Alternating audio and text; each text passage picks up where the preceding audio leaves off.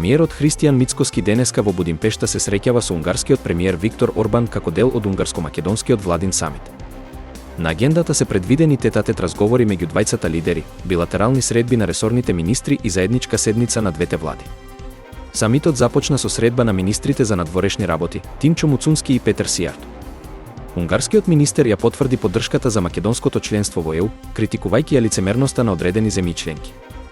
Муцунски истакна дека целта на Македонија е да стане полноправна членка на Унијата до 2030 година и нагласи дека надворешната политика на земјата останува усогласена со НАТО, ЕУ и стратешките партнери.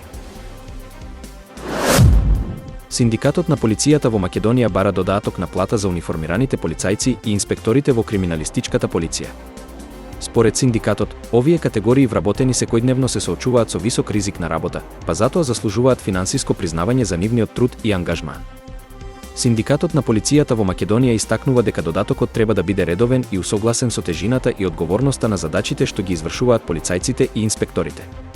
Тие посочуваат дека без соодветна стимулација, мотивацијата и ефикасноста на службениците може да се намалат. Од синдикатот апелираат до Министерството за внатрешни работи и владата да го разгледаат ова барање што е можно поскоро. Според нив, финансиската поддршка е клучна за подобрување на условите за работа и задржување на квалитетен кадар во полициските редови. Останува да се види како ќе одговорат надлежните институции.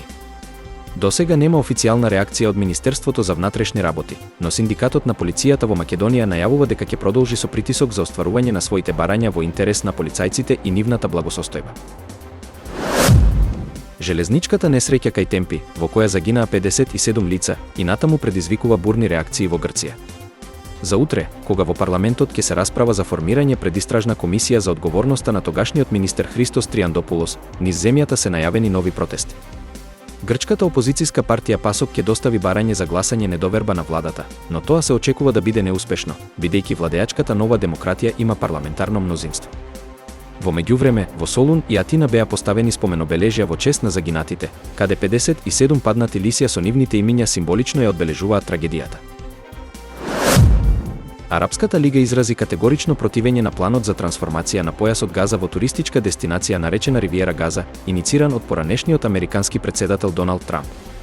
Според земјите членки, ваквиот проект е обид да се игнорира политичката реалност и страдањето на палестинскиот народ.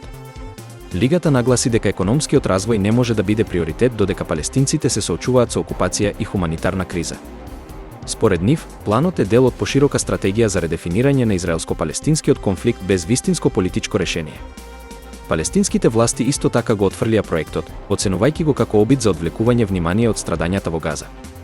Тие бараат меѓународна поддршка за прекин на насилствата и признавање на нивните права, наместо економски иницијативи без политички основи.